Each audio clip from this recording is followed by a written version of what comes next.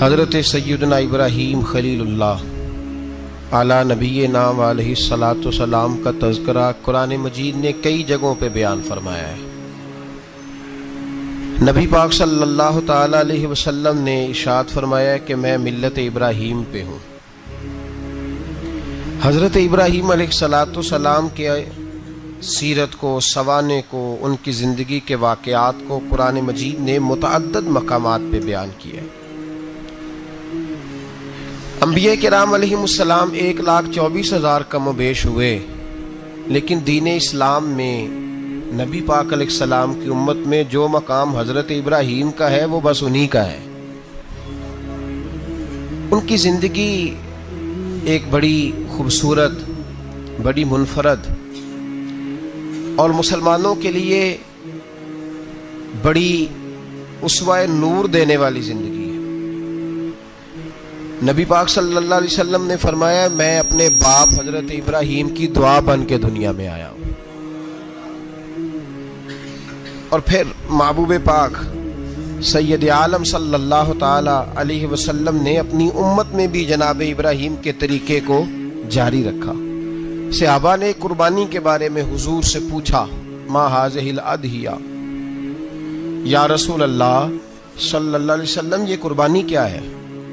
تو فرمایا سنت ابیکم ابراہیم، یہ تمہارے باپ حضرت ابراہیم کا طریقہ ہے، یہ تمہارے باپ حضرت، حالانکہ قربانی نبی پاک صلی اللہ علیہ وسلم کا بھی طریقہ ہے، لیکن فرمایا تمہارے باپ حضرت ابراہیم کے ذکر کو باقی رکھا۔ اللہم صلی علی محمد وعلی آل محمد کما صلیت علی ابراہیم وعلی آل ابراہیم، ان کے تذکرے کو باقی رکھا دین کے اندر۔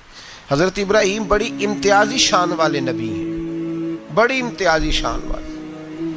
رب کریم کا وہ دوست جس نے کوئی چیز بچا کے نہیں رکھی، ہر شے ہی اپنے رب کی بارگاہ میں پیش کر دی۔ چند چیزوں سے انسان کو بڑا پیار ہوتا ہے، گھر اسے بڑا پیارا ہوتا ہے۔ وہ بڑا خوبصورت ہوٹل، 5 سٹار ہوٹل میں رہا، وہ اسلام آباد گیا، کسی سفر پہ گیا تو بڑے اعلیٰ قسم کے اس کو کھانے ملے، بڑی چیزیں ملی، لیکن کبھی دائیں کروٹ کبھی بائیں کروٹ۔ تو ساتھ بیڈ پہ دوست تھا تو اس نے کہا صاحب سو جاؤ، تو اس نے کہا یار جو مزہ اپنے گھر میں سونے کا ہے وہ کسی اور جگہ تھوڑی ہے۔ گھر بڑا پیارا ہوتا ہے، انسان کو لگاؤ ہوتا ہے، جس بے تکلفی سے، سکون سے، آرام سے انسان اپنے گھر میں وقت بتاتا ہے، کہیں اور مشکل ہو جاتا ہے۔ دوسرا، انسان کو اولاد بڑی پیاری ہوتی ہے، بڑی عجیب شے، نہ ہو تب بھی بڑا دکھ ہے، اور ہونے کے بعد بھی اس کی بڑی آزمائشیں، یہ بڑی ایک میٹھی چیز ہے۔ اولاد ایک بڑا عجیب سا میوہ ہے، پتہ نہیں یہ کس انجیکشن کا نام ہے کہ چھاتی پر چڑھ جائے تو اللہ سکون عطا فرما دیتا ہے، پتہ نہیں کس ٹھنڈی دولت کا نام رب کریم نے اولاد رکھا ہے، بڑی پیاری ہوتی ہے اولاد۔ پھر تیسری چیز انسان کی اپنی جان ہے،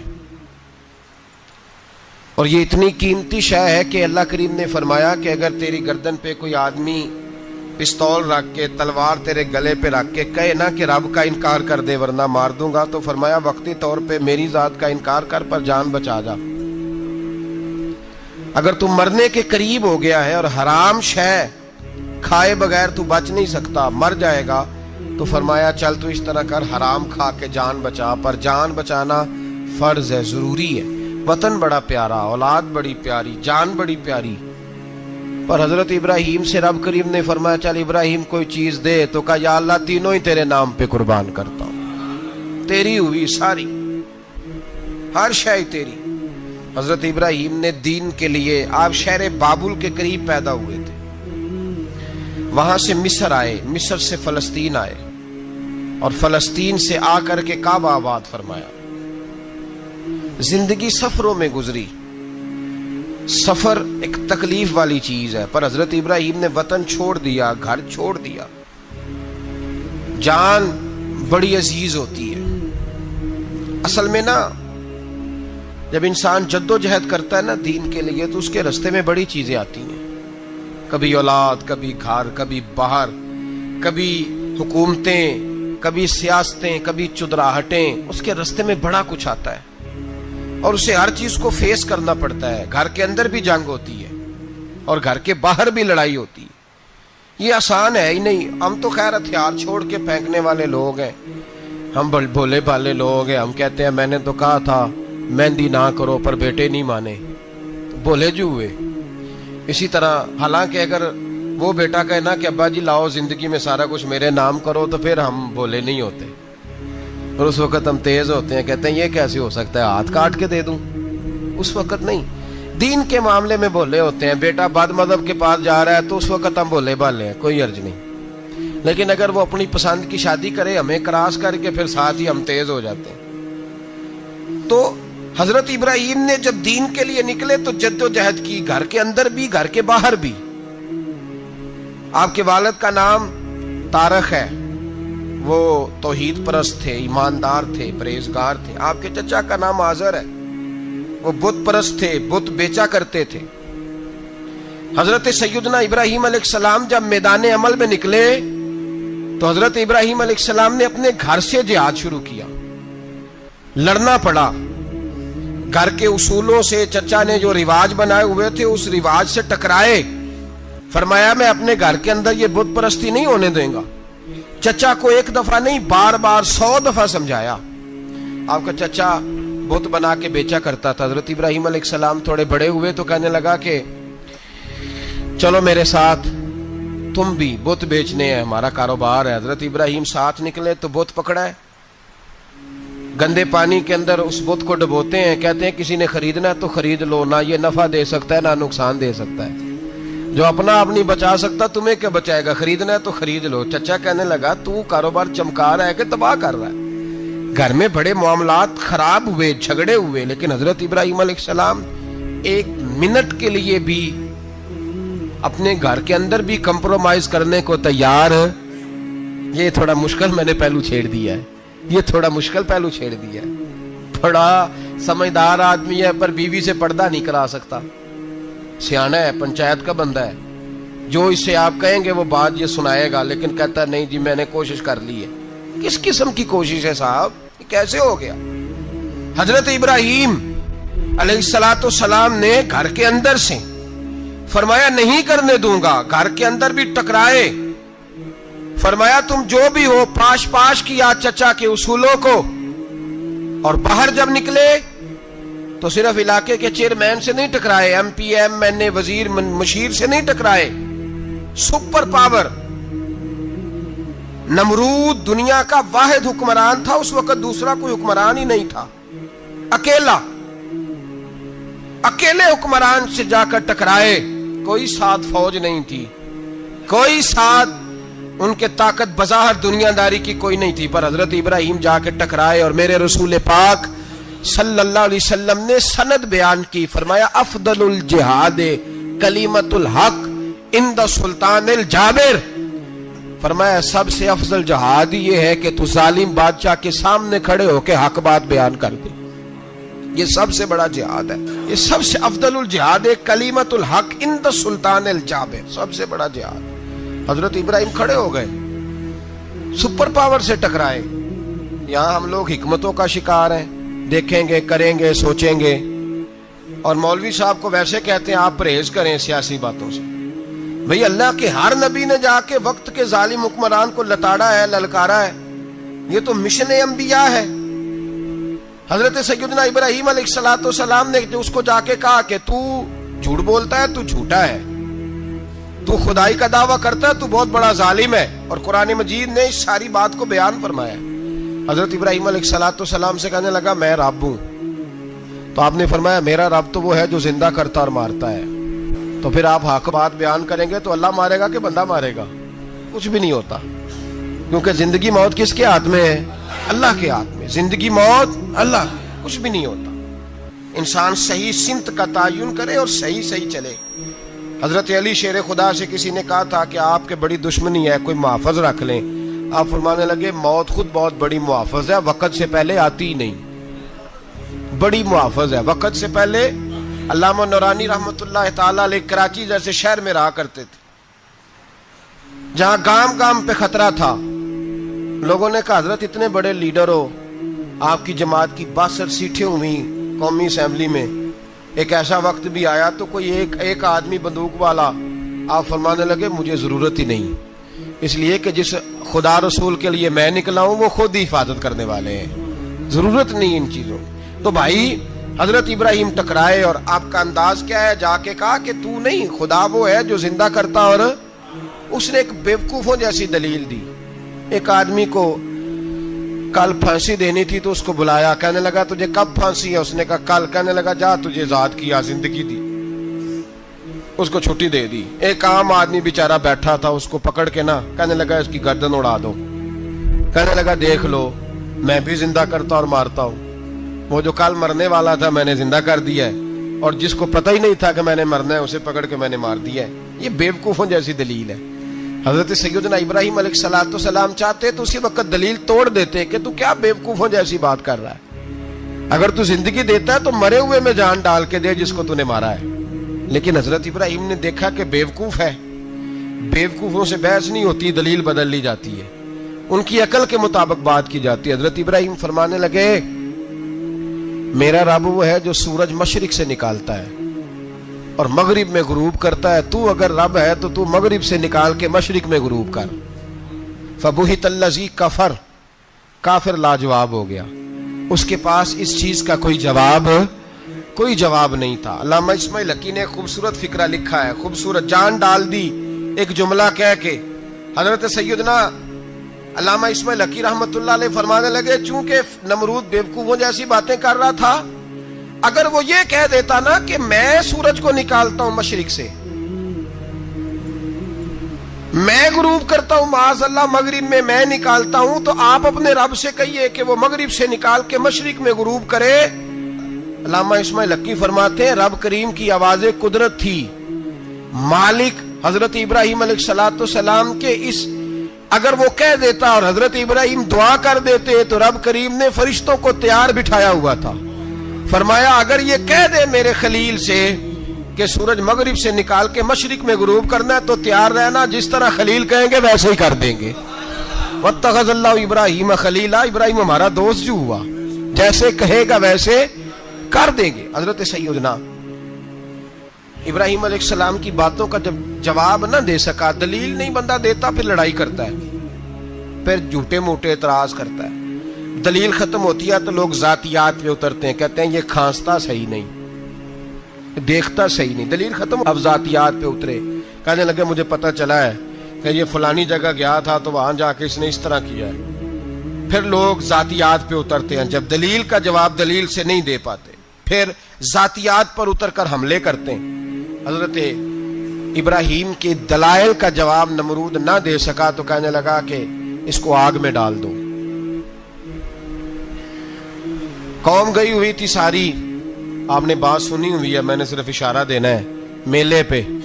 تو حضرت سیدنا ابراہیم علیہ السلام نے سارے بت توڑ دیے, کلاڑا بڑے بت کی گردن پہ رکھا. واپس آئے, کہنے لگے بت کس نے توڑے ہیں؟ تو فرمایا اس سے پوچھو جس کی گردن پہ کلاڑا ہے. کہنے لگے یہ تو بول ہی نہیں سکتا. تو فرمانے لگے بڑے بیوقوف ہو, جو بولتا ہی نہیں, سنتا ہی نہیں, اپنا آپ نہیں بچا سکتا, اس کی پوجا کرتے ہو. کہنے لگے پکڑو, دلیلیں ختم ہو گئی, اس کو آگ میں ڈالو. بہت بڑی حویلی 45 فٹ مربع پہ مشتمل ایک حویلی بنائی گئی اور 45 فٹ اونچی. مختلف روایات, علامہ اسماعیل حقی کہتے ہیں کہ 3 مہینے تک نمرود نے کہا کہ اس کے اندر لکڑیاں ڈالو. لوگ پوچھنے لگے کتنی دنیا جلانی ہے؟ کہنے لگا بندہ تو ایک جلانا ہے, پر بندہ بڑا تگڑا ہے, ایک بندہ. 3 مہینے لکڑیاں ڈالی گئیں. اور لوگوں کی جو تہمات ہوتی ہیں نا وہ بڑی عجیب ہوتی ہیں. تہمات میں نے بڑی تفصیل سے رمضان المبارک میں گفتگو کی تھی. بدشگونی, تہمات لوگ لیتے ہیں. اس وقت بھی لوگ تہمات کا شکار ہو گئے. عقیدہ بگڑ جاتا ہے تو وہ عجیب و غریب باتیں کرنے لگتا ہے. تہمات کا شکار ہو گئے. بیبیاں نظر مانتی, میں بیمار ہوں, اگر صحیح ہو گئی تو اتنے من لکڑی دوں گی حضرت ابراہیم کی آگ جلانے کے لیے. ایک عورت لے کے جا رہی ہے لکڑیاں, تو ایک نیک دل آدمی نے اس سے پوچھا کہاں جا رہی ہو؟ کہنے لگی میں نے منت مانی تھی تو حضرت ابراہیم अलैहिस्सलाम को माज़ अल्लाह जलाने के लिए लकड़ियां लेके जा रही हूँ, तो वो रब करीम के बंदे कहने लगे तू ढूंढती रहेगी, तुझे वो जगह मिलेगी नहीं। वो बीबी कई महीने घूमती रही, जगह ही नहीं मिली जहां लकड़ियां डालनी, मारी गई। तो हम्मात का शिकार हुए बहुत सारे लोग। तो हम्मात का भाई, तो हम्मात दीन के अंदर मना है। तो हम्मात दीन में कोई नजर मानना, कोई किसी बुजुर्ग के मजार पे जाके साले सवाब के लिए कोई चीज मानना, ये तो दुरुस्त हुआ। लेकिन गैर शरी नजरें मान लेना कि मैं आग के गिर्द चक्कर लगाऊंगा, मैं जनाब वहां जाके ये वाला तमाशा करूंगा, मैं धागा बांधूंगा, मैं रस्सा काटूंगा, मैं वहां गंदे हौज से पानी पीऊंगा, इनकी शरीयत इजाजत, ये तो हम बात है, बदशगुनी है। दीन में इनकी कोई गुंजाइश। आप नजर मानने से पहले भी किसी आलिम से राब्ता करें कि मैं मन्नत मांगने लगा हूं तो कैसे माननी चाहिए, उसका तरीका पूछें। ऐसे ही गलत चीज की मन्नत थोड़ी मान ली जाएगी। 12 आमदाम बरसरे, मतलब हजरत इब्राहिम के लिए आग जलाई गई, 45 फुट ऊंची आग है, परिंदा भी ऊपर से गुजरता है तो नीचे गिर जाता है जल के। इतने दिन लगा के आग जलाई गई, अब हजरत इब्राहिम को जलाया जाने लगा है। यहाँ तो मौजे है ना, जो किसी इदारे का सरबराह है उसके लिए मौज है, किसी जगह ऑफिसर बन गया तो मौज है, पीर साहब के लिए मौज है, अल्लामा साहब के लिए मौज है, खतीब साहब के लिए मौज है। जलना किसको पड़ता है? वाह कोई नहीं रहा इल्ला माशाअल्लाह। वो लोग गुजर गए जो तकलीफें सह के काम करते थे, गुजर गया जमाना। हजरत सैयदना इब्राहिम अलैहिस्सलाम को जलाया जाने लगा है, तो अब इतनी बड़ी आग है तो डाले कैसे? शैतान ने तजवीज दी कि मंजनीक बनाओ, मंजनीक, बड़े बड़े बांस बांध के उनके नीचे रस्सा बांधो। वो जिस तरह झूलने के लिए झूला बनाया जाता है, इस तरह एक मंजनीक पुराने जमाने में उसमें पत्थर रख के फेंके जाते थे दुश्मनों पे। वो मंजनीक बनाई गई कि दूर से हजरत इब्राहिम को फेंकेंगे। हाथ हजरत इब्राहिम के बांध दिए, पांव मुबारक बांध दिए, पूरी जमीन पे एक नाम लेने वाला खुदा का, और उसको आज रस्सियों में जकड़ा हुआ है। जब फेंका जाने लगा ना आग में, हूरें रोने लगी, फरिश्ते तड़पने लगे, ए अल्लाह ये क्या होने लगा है? एक तेरा खलील और वो भी आग में। फरमाया जाओ जाके उससे कहो अगर तुम्हारी मदद लेता है तो उसे बचाओ। हवा का फरिश्ता आया, कहा इब्राहिम अगर तू कहे। ओ भाई, इन चीजों को कहानी समझ के ना सुना करें, ये दास्तान नहीं, ये वो तरीके हैं जो हमारे रसूल ने हमें अपनाने का हुक्म इरशाद फरमाया है। जो अकीदे, ये वो नजरियात है जो हमें ओढ़ने को कहा गया। अपने रब करीम की रिजा पे राजी रहने के ये वो खूबसूरत मौके हैं सूफिया ने जिनको बनाकर समझाकर हम तक पहुंचाया है। ये है अहले तरीकत की बातें। वो कहते हैं यार जिस हाल में रखे राजी रहना है। हजरत इब्राहिम अलैहिस्सलाम को फेंका जा रहा है, फरिश्ता आया, ए अल्लाह के खलील अगर हुक्म दो तो इतनी हवा चलाऊं कि नमरूदी जल जाए सारे, आग उन पे फेंक दी जाए। आपने फरमाया तू जा, तुझसे मुझे कोई काम नहीं।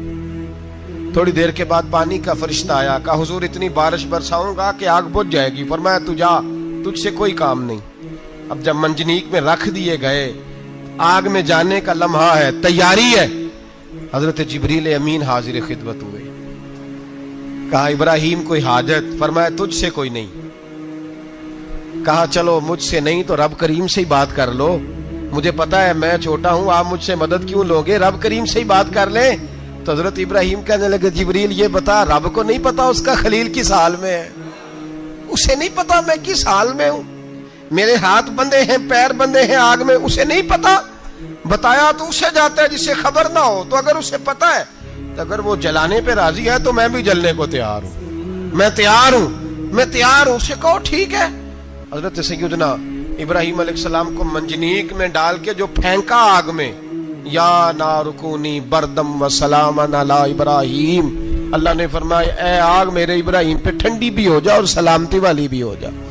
हजरत इब्राहिम को 2 फरिश्तों ने बिठा दिया जमीन पे, फूल खिले हैं, कौंपले महक रही हैं, कलियां खुशबू दे रही हैं। हजरत इब्राहिम ने सर सजदे में रख दिया, सुबहान अल्लाहि वल्हम्दुलिल्लाह वला इलाहा इल्लल्लाह वल्लाहु अकबर।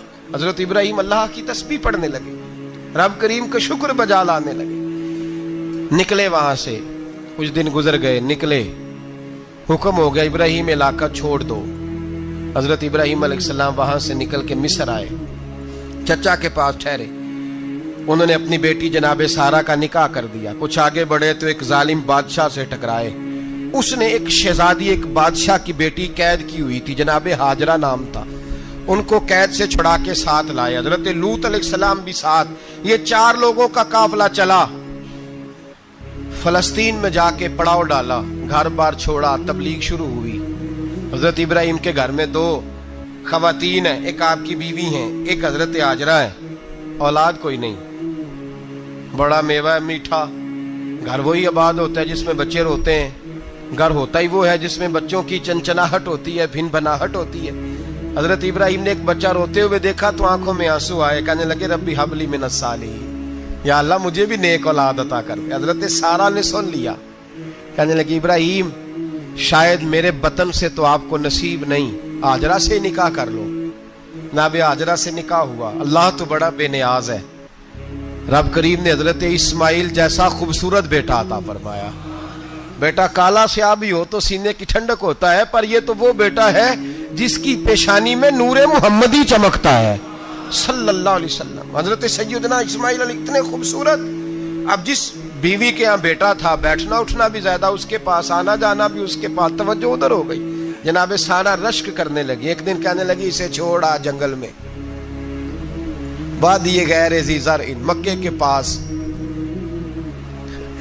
بھائی ایک بیٹا عالم دین بنا لو. کہنے لگا روٹی کہاں سے کھائے گا؟ تیرے 5 بیٹے ہیں, کو حافظ قرآن بنا. کہتے روٹی کہاں سے کھائے گا؟ وہ بچہ بھی کہتا ہے میں کہاں سے کھاؤں گا. حضرت ابراہیم علیہ السلام تو چند مہینے کا بچہ چھوڑ آئے, تو کہاں سے روٹی کھائی حضرت اسماعیل نے؟ کہاں سے کھائی ان کی اماں نے روٹی؟ بھوکے مر جاتے ہیں یہ سارے. میں بڑی ذمہ داری سے کہا کرتا ہوں کہ جتنی خوبصورت روٹی اللہ کریم دین کے خادموں کو عطا کرتا ہے شاید کسی اور کے نصیب ہوتی ہو, لیکن ہم لوگ توجہ ہی نہیں کر رہے. ہمارا ذوق ہی نہیں بن رہا. ہم یہ محنت ہی نہیں کر رہے کہ قوم کو مستند علماء کی ضرورت ہے. علاقوں کے علاقے خالی ہیں, ادھر ہمارا مزاج ہی نہیں بن رہا, توجہ ہی نہیں دین کی خاطر. اور پھر چلے بچے تو بعد کی بات ہے نا, جو ابھی خود جوان ہے وہ بھی یہ دعا. ایک صاحب مجھے کہنے لگے میں دعا مانگ رہا ہوں اللہ مجھے بیٹا دے تو میں اسے دین پہ لگاؤں گا. تو میں نے کہا آپ بھی بوڑھے نہیں ہوئے, آپ خود ہی لگ جائیں. بیٹا تو ابھی آئے گا تو لگے گا نا. تو آپ تو اس وقت ہے تو آپ تو پہلے لگے نا صاحب. 2 گھنٹے تو نکال کے آئے, دین سیکھنے کو کافی ہے. آپ اتنی لمبی سوچ رہے ہیں کہ بچہ آئے گا تو بڑا ہوگا تو وہ جائے گا تو دیکھی جائے گی. ابھی تو آپ ہیں تو آپ تو آؤ. حضرت ابراہیم نے بچہ وہاں چھوڑا. یہاں سے جو عمرہ کرنے لوگ جاتے ہیں نا, جو حج کرنے جاتے ہیں, ان کو پتا ہے کہ وہاں دنیا کی ہر نعمت ملتی ہے, پھر بھی ڈبل ٹرپل پیسے لوگ جیبوں میں ڈال کے جاتے ہیں. حضرت ابراہیم جب وہاں لے کے گئے تو کوئی انسان نہیں تھا, پانی کا قطرہ نہیں تھا. 2 کلو کھجوریں, ایک مشکیزہ. بیوی کو تھمایا. ہمارے گھر میں ہزاروں چیزیں پڑی ہیں, لیکن وہ جو توکل ہے نا وہ ختم ہو گیا ہے. اللہ دے گا, حلال حلال پہ قناعت کرے, جائز جائز پہ بھروسہ کرے, رب کریم عطا کرنے والا ہے. وہ مزاج ختم ہو گیا. حضرت سیدنا ابراہیم علیہ السلام 2 کلو کھجوریں, ایک مشکیزہ پانی کا دے کر کے, اور وہاں بٹھایا آپ نے اپنے بچے کو اور اپنی زوجہ جناب ہاجرہ کو, اور بٹھا کر کے یہ واپس پلٹنے لگے. تو حضرت ہاجرہ سلام اللہ علیہ نے آواز دی, کہا ابراہیم کس کے سہارے پہ چھوڑ کے جا رہے ہیں؟ جہاں آب زمزم کا کنواں ہے نا, جو لوگ گئے ہیں انہوں نے صفا مروہ کی صحیح کی ہے, صفا مروہ سے باہر نکلے نا, سرکار کی ولادت کا مقام ہے, اس جگہ پہ آب زمزم کا کنواں تھا. وہاں حضرت سیدنا ہاجرہ کو بٹھایا. کوئی چیز نہیں, کوئی درخت نہیں, کوئی کھیت نہیں, کوئی پانی نہیں, کوئی کنواں نہیں. وہاں بٹھایا اور بٹھا کر کے نکلنے لگے تو جناب ہاجرہ فرمانے لگی ابراہیم کس کے سہارے پہ چھوڑ کے جا رہے ہو؟ کہنے لگے اللہ کے سہارے پہ. تو پاک باز بی بی نے ایک لفظ پوچھا, کہا ابراہیم یہ میرے رب کا حکم ہے, یہ میرے, بس جن کا عقیدہ توحید مضبوط ہو ان کے لیے ایک جملہ کافی ہوتا ہے, یہ میرے اللہ کا حکم ہے. تو جناب ابراہیم علیہ السلام فرمانے لگے ہاجرہ ہاں رب کا حکم ہے. جب یہ لفظ کہے تو چاہیے تھا نا حضرت ابراہیم تسلی دیتے, تو بی بی صاحبہ تسلی دینے لگی. عرض کرنے لگی ابراہیم اگر اللہ کا حکم ہے تو پھر آپ ہماری فکر نہ کرنا. اگر یہ رب کا حکم ہے تو پھر ہماری فکر نہ کرنا. جس رب نے ہمیں یہاں تک پہنچایا ہے وہ ہمیں کبھی بھی ضائع نہیں فرمائے گا, پھر فکر نہ کرنا. حضرت ابراہیم آ گئے, بات آپ نے سنی ہوئی ہے, اشارہ کرنا مقصود ہے. 13 سال میں چلے مان بھی لیا جائے بعض روایات کی روشنی میں کہ آتے جاتے بھی رہے, لیکن مکمل دیکھ بھال اپنے بچے کی پرورش میں پورا حضرت ابراہیم علیہ السلام کا کردار, سارا کردار ماں کا تھا. میں جب خواتین کے بارے میں کوئی بات کرتا ہوں تو میں آپ کو اکثر کہتا ہوں کہ یہ صرف بیوی کے لیے حکم نہیں ہوتا, یہ ٹریننگ بیٹی کو دینی ہے اور بہن کو دینی ہے. یہ تربیت کرے اپنے گھر میں. میں تجربے کی روشنی میں یہ بات عرض کیا کرتا ہوں کہ بھائی بچے باپ کے فرما بردار اس وقت ہوتے ہیں جب اماں انہیں باپ کا فرما بردار کرتی ہے, اور بچے باپ کے نافرمان بھی تب ہوتے ہیں جب اماں انہیں باپ کا. میں نے اپنے کانوں سے سنا ایک دفعہ ایک بچہ اپنے باپ سے کہہ رہا ہے آپ نے تو ساری زندگی باہر گزار دی, پیسے کمانا کون سا مشکل کام ہے, دکھ سکھ تو سارے اماں نے برداشت کیے, سکولوں میں وہ جاتی تھی, فلانا کام وہ کرتی تھی, فلانا کام. اب یہ سوچ اس کی ذاتی تو نہیں, یہ اس کو دی گئی ہے. اور اگر اس کو یہ سوچ دے دی جائے کہ اماں کہے کہ میں تو اپنوں میں رہی ساری زندگی, میں نے تو اپنوں میں وقت گزارا, اور تیرا باپ تو کئی دفعہ جنازے بھی نہیں پڑھ سکا, اس نے تو ماں باپ ایسے دفن کر دیے, وہ اگر یہ سوچ فراہم کرے تو پھر بچہ باپ کا فرما بردار ہوتا ہے. اور یہ والی روایتیں ہم بیوی کو سناتے ہیں, حالانکہ کس کو سنانی چاہیے بولیے؟ بہن اور بیٹی کو. بہن اور بیٹی کو سنائیں یہ باتیں, ان کو سمجھائیں تاکہ آگے جا کے وہ جو گھر ترتیب دیں وہ گھر بڑا عمدہ اور نکھرا ہوا ہو. حضرت سیدنا ابراہیم 13 سال کے بعد آئے, چونکہ گھر میں اللہ تبارک و تعالیٰ کی دوستی کا چرچا تھا, اللہ تبارک و تعالیٰ کی محبوبیت کا غلبہ تھا. 13 سال کے بعد فلما بالغ معہ سعیا, بیٹا جب اتنا بڑا ہوا کہ سال چلنے لگا تو حضرت ابراہیم نے اپنے بیٹے کو بلا کے کہا بیٹا مجھے خواب آئی ہے, میں تجھے ذبح کر رہا ہوں, تیری کیا رضا ہے؟ تو حضرت اسماعیل کہنے لگے یا ابت افعل ما تؤمر, ابا جی اللہ جیسے حکم دیتا ہے میرے ساتھ ویسے ہی کریں, جیسے اللہ حکم دیتا ہے ویسے ہی بولیے ویسے ہی کریں. حضرت حاجرہ کو کہا کہ ایک دوست نے دعوت کی ہے تو وہاں جا رہے ہیں. بی بی مطمئن ہے, تفصیلات کی ضرورت نہیں, ختم بات, اعتبار ہے, مطمئن ہو گئی. شیطان پیچھے سے آیا اماں کے پاس, ذرا تھوڑی دیر کے لیے تصور جمائیے, یہاں تو پڑوسن آ کے کوئی بات بتا دیتی ہے خاوند کے بارے میں تو کئی مہینے جھگڑا جاری رہتا ہے, پڑوسن محلے دار. شیطان نے آ کے بتایا لفظ کیا ہے, کہا حاجرہ تمہیں پتا ہے کہاں جا رہے ہیں؟ کہا دوست کی دعوت میں. تو کہنے لگے دوست کون ہے؟ رب کریم. اور ابراہیم کا خیال ہے کہ اس رب نے مجھے حکم دیا ہے کہ میں ذبح کروں. تو حضرت حاجرہ کہنے لگی کبھی باپ بھی بیٹے ذبح کرتے ہیں؟ تو شیطان کہنے لگا ان کا خیال ہے کہ ان کے رب نے حکم دیا ہے. تو جناب حاجرہ فرمانے لگی اگر رب نے حکم دیا تو پھر تو مجھے شیطان لگتا ہے, تو مجھے شیطان لگتا ہے. کا کیا مطلب؟ فرمانے لگی اگر رب کریم کا حکم ہے تو میرے پاس ایک اسماعیل ہے, اگر 1000 بھی ہوتے میں سارے اللہ کے راستے میں پیش کر دے دیتی. مالک کا ہی تو ہے سارا کچھ, اسی کا ہے, اس میں لیت اللہ کی کیا گنجائش. حضرت سیدنا ابراہیم علیہ السلام نے بیٹے کے حلق پہ چھری رکھ بھی دی اور چھری چلا بھی دی, رکھ بھی دی, اور وہ تو اللہ کریم نے فرمایا یا ابراہیم قد صدقت الرؤیا, ابراہیم تو نے خواب سچا کر دکھایا, وہ قیامت تک تیرا نام رہے گا. حضرت ابراہیم نے وطن بھی دیا, جان بھی دی, بیٹا بھی, اللہ کریم نے دمبے دیے, فرمایا یہ فدیہ ہے. اب یہ قربانی قیامت تک حضرت ابراہیم کے طریقے کے مطابق جاری ہے. حضرت ابراہیم بہت بڑے مہمان نواز تھے, بہت بڑے. آپ جب مصر میں قیام تھا تو بڑے بڑے لمبے چوڑے لنگر پکتے تھے, لوگ آیا جایا کرتے تھے, بڑا تفصیل کے ساتھ کھانا ہوتا تھا. مہمان نوازی آپ کی خاص صفت مبارکہ ہے.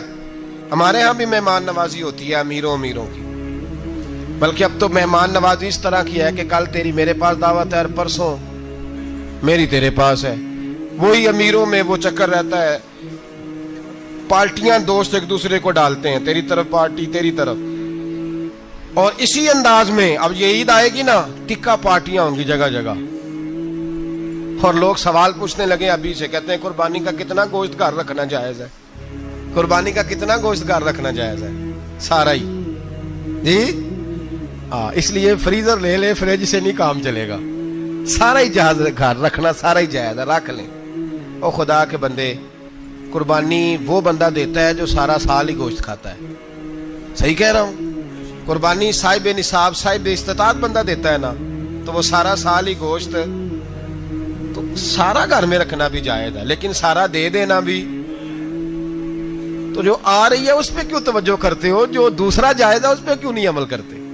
سارا تقسیم کر دیں، بات ختم ہوئی۔ یقین کریں، محرم میں جا کے دوست ٹیلی فون کر کے سوال پوچھتے ہیں، کہتے ہیں صاحب سنا ہے قربانی کا گوشت محرم میں کھانا جائز نہیں۔ میں کہ نہیں، ربیع الاول چ بھی جائز جے، رجب رمضان تک کھاؤ، کوئی بندہ نہیں منع کرتا، اس لیے کہ کسی کو دینا تو پسند ہی نہیں۔ یا پھر اس میں سے جو خاص خاص چیزیں ہیں وہ اپنی فریج میں، اور باقی جو ہے وہ دوسروں کے لیے۔ یہ کیا طریقہ ہے ہمارا؟ اور اسی پہ عمل ہے۔ اللہ تبارک و تعالی ہمیں سمجھنے کی توفیق عطا فرمائے۔ حضرت ابراہیم بہت بڑے مہمان نواز تھے، صرف قربانی نہیں دیتے تھے، سارا سال بہت سارا لنگر، بہت سارا کھانا پینا، بہت ساری چیزیں جاری رہتی تھی۔ اور جتنے غریب لوگ تھے فلسطین کے، ان کو پتا تھا کہ حضرت ابراہیم علیہ السلام کا لنگر جاری ہے فلسطین میں جب آپ کا قیام تھا۔ ایک دفعہ ڈھیروں مہمان آ گئے اور کھانے کو کوئی چیز نہیں۔ حضرت سارہ اور جناب ہاجرہ دونوں اس وقت موجود تھیں۔ وہ کہنے لگی ابراہیم بہت سارے مہمان آ گئے تو کیا کریں؟ جناب سارہ کہنے لگی کس طرح کر کے ان کی مہمان نوازی کرنی؟ اور حالات یہ ہیں کہ قحط پڑا ہوا ہے فلسطین میں، مصر میں، دور دراز علاقوں میں۔ تو حضرت ابراہیم کہنے لگے یہ اللہ کے مہمان ہیں اور ہمیں رب کریم کا بندہ سمجھ کے آ گئے، اللہ ہی بندوبست کرے گا۔ فرمانے لگے میرا مصر میں ایک دوست ہے، وہ قحط کے دنوں میں غلہ جمع کر لیتا ہے، میں اس کی طرف پیغام بھیجتا ہوں، مجھے امید ہے وہاں سے غلہ ملے گا۔ 2 3 5 اونٹ والے غلام بلائے اور ان کو کہا کہ جاؤ غلہ لے آؤ مصر کے دوست سے۔ وہ لوگ کہتے ہیں ہم غلہ لینے گئے، وہاں جب پہنچے تو حضرت ابراہیم خلیل اللہ علیہ السلام کا پیغام دیا تو آپ کا وہ دوست کہنے لگا غلہ تو بے شمار تھا، مجھے خبر نہیں تھی کہ حضرت ابراہیم کا پیغام آئے گا، تو میں تو سارا تقسیم کر چکا ہوں، لوگ لے گئے، اب تو کوئی شے نہیں۔ اب وہ خالی آ گئے 5 کے 5 اونٹ۔ جب خالی آئے تو حضرت ابراہیم کی حویلی کی دیواریں چھوٹی چھوٹی تھیں، ان غلاموں میں سے، خادموں میں سے، آپ کے ان چاہنے والوں میں سے ایک کہنے لگا یار وہ غریب تو انتظار کر رہے ہوں گے کہ غلہ لینے گئے ہیں، ہمیں روٹی ملے گی۔ چھوٹی چھوٹی دیواریں ہیں، وہ جب دیکھیں گے نا خالی آ گئے تو انہیں تکلیف ہوگی، اس طرح کرو بوریوں میں ریت بھر لیتے ہیں، ریت بھر کے لے جاتے ہیں، بعد میں اندر رکھ کے انہیں سمجھا بہلا لیں گے یا حضرت ابراہیم کو بتائیں گے، وہ خود ہی ان لوگوں کی دلجوئی فرمائیں گے۔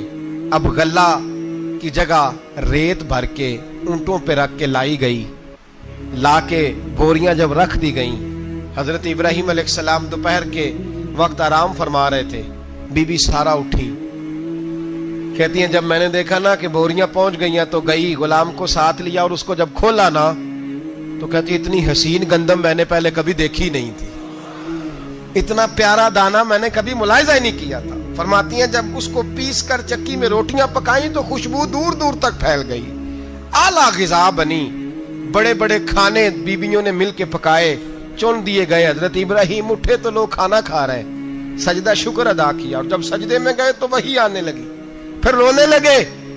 جب پلٹ کر باہر تشریف لائے تو جناب سارہ کہنے لگی ابراہیم تمہارا مصری یار بڑا اچھا ہے، اس نے اتنی اعلیٰ گندم بھیجی ہے کہ اتنی تو میں نے پیاری گندم کبھی دیکھی نہیں۔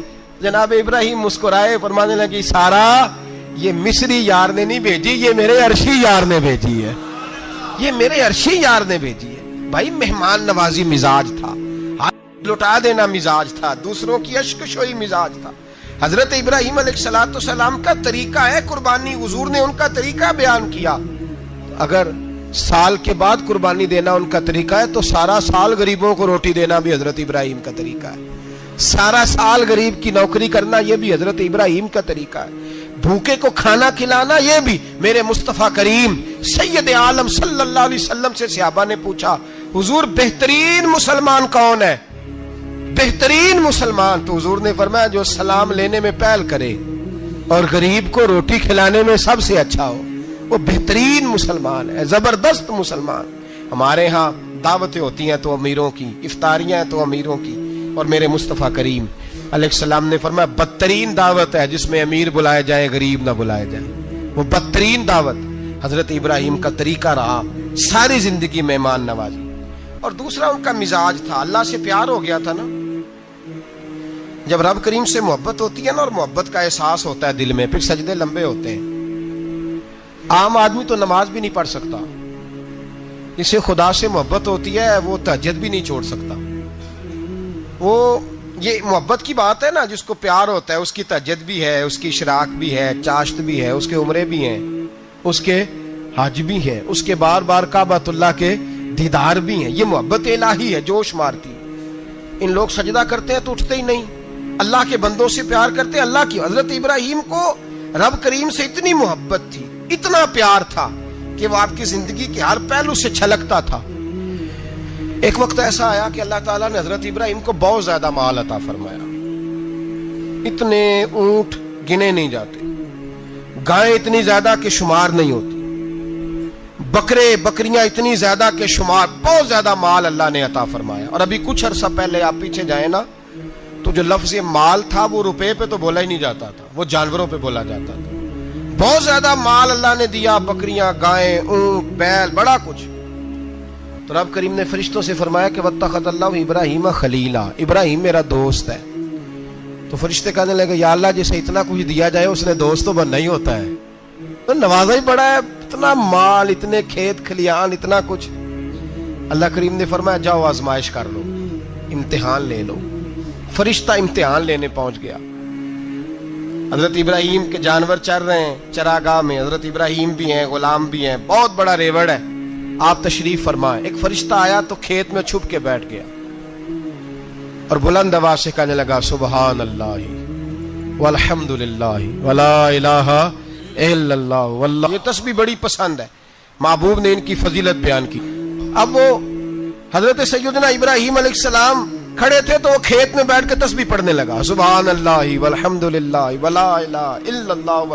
حضرت ابراہیم کہنے لگے یہ میرے رب کا نام کون لے رہا ہے, بڑی اس کی میٹھی آواز ہے, بڑی کون ہے. ڈھونڈنے لگے, گھومتے گھومتے اس کے پاس چلے گئے. فرشتہ انسانی شکل میں, تو میرے رب کا ذکر کر رہا تھا؟ اس نے کہا میں ہی کر رہا تھا. فرمانے لگے یار ایک دفعہ پھر نہیں کرتا. تو کہنے لگا ابراہیم پہلے تو میں اپنی مرضی سے کر رہا تھا, تو کہتا ہے تو پیسے لگیں گے, پیسے ہیں تو کر دیتا ہوں. حضرت ابراہیم کہنے لگے بول تو کیا لے گا, میرے اللہ کا ذکر سنانے کا کیا لے گا؟ کہنے لگا جتنی بکریاں آپ چرا رہے ہیں ساری دے دے تو میں اللہ کا ذکر سنا دیتا ہوں. آپ نے فرمایا بس جا تیری ساری ہوئی, میرے رب کا ذکر سنا. اور پھر شروع ہو گیا سبحان اللہ الحمد للہ ولا الہ الا اللہ واللہ اکبر.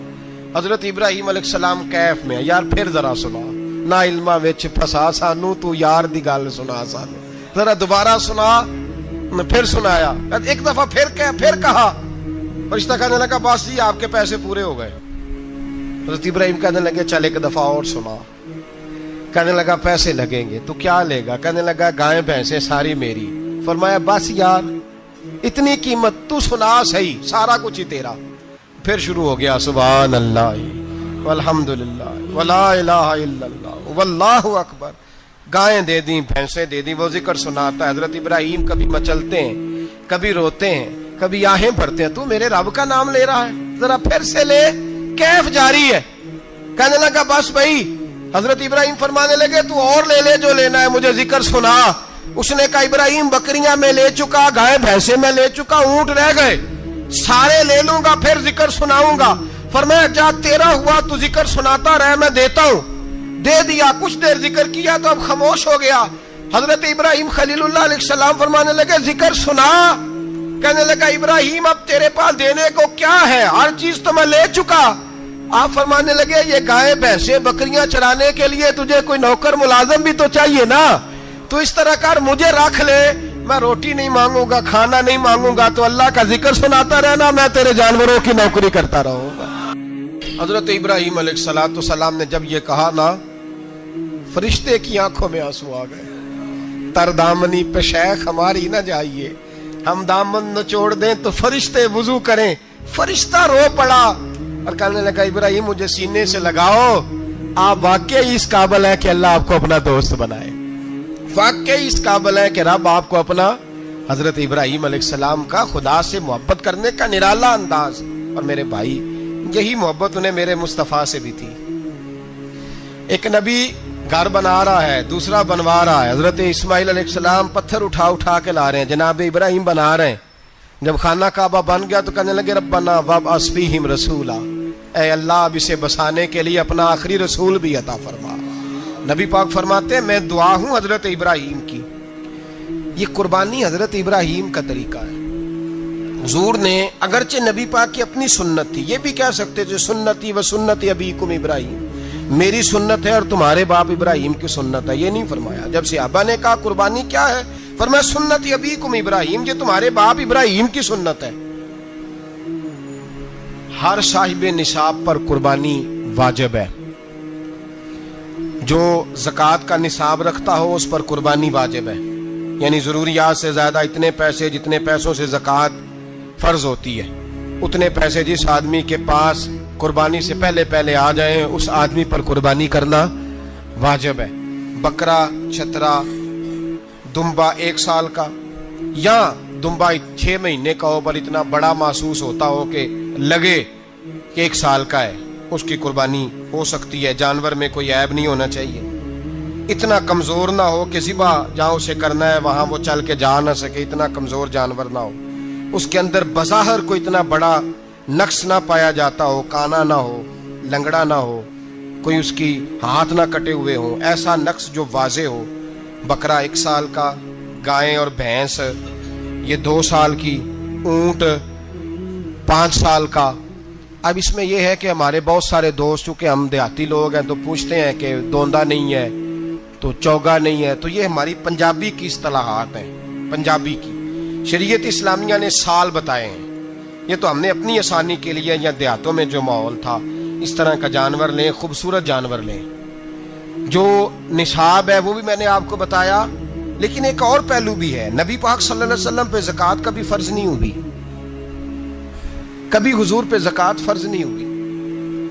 نبی پاک صلی اللہ علیہ وسلم کے پاس اتنا سرمایہ کبھی اکٹھا ہوا ہی نہیں کہ زکوٰۃ فرض ہو، لیکن نبی پاک کے صحابہ فرماتے ہیں کہ مدینے کے 10 سالوں میں اللہ کے رسول نے ہر سال قربانی فرمائی ہے، ہر سال قربانی دی۔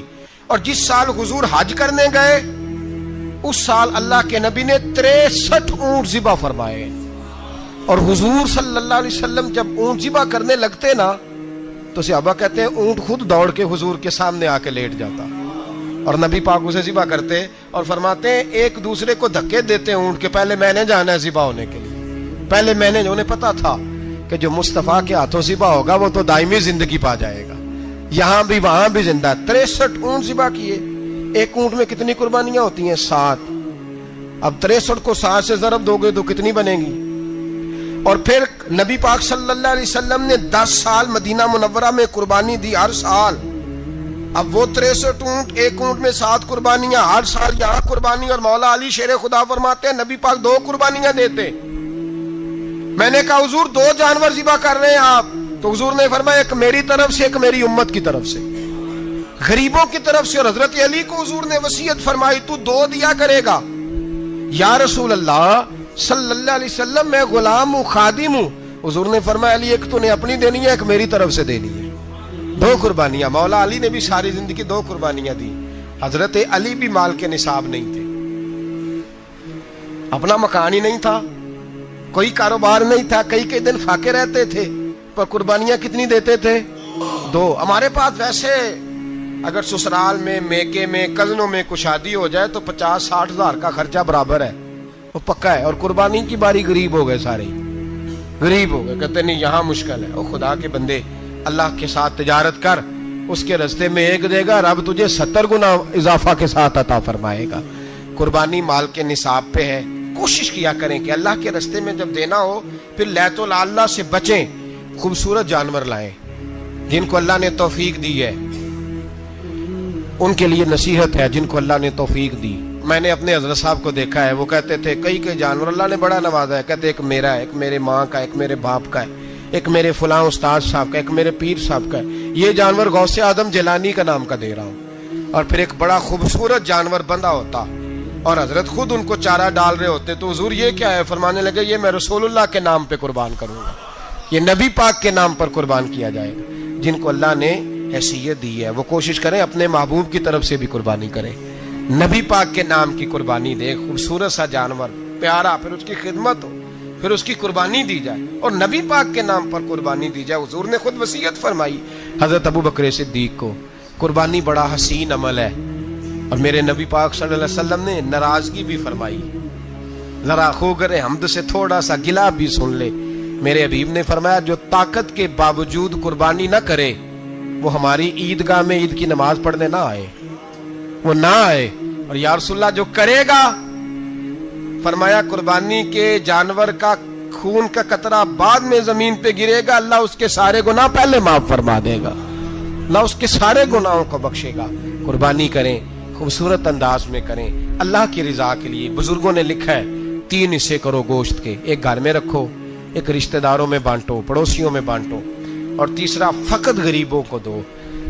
लेकिन मैं अक्सर ये सोचता हूँ कि हमारे यहाँ कुर्बानी करता ही वो है जिनके घर में हर जुमेरात को छोटा गोश्त पकता है और जिनके घर में हफ्ते में 3 दफा मुर्गी का गोश्त पकता है, वही तो कुर्बानी देने के काबिल होते हैं। तो वो भी अगर कुर्बानी के बकरे में से भी तीसरा रखना चाहें तो इजाजत तो है, मैंने कहा सारा रखने की भी इजाजत है।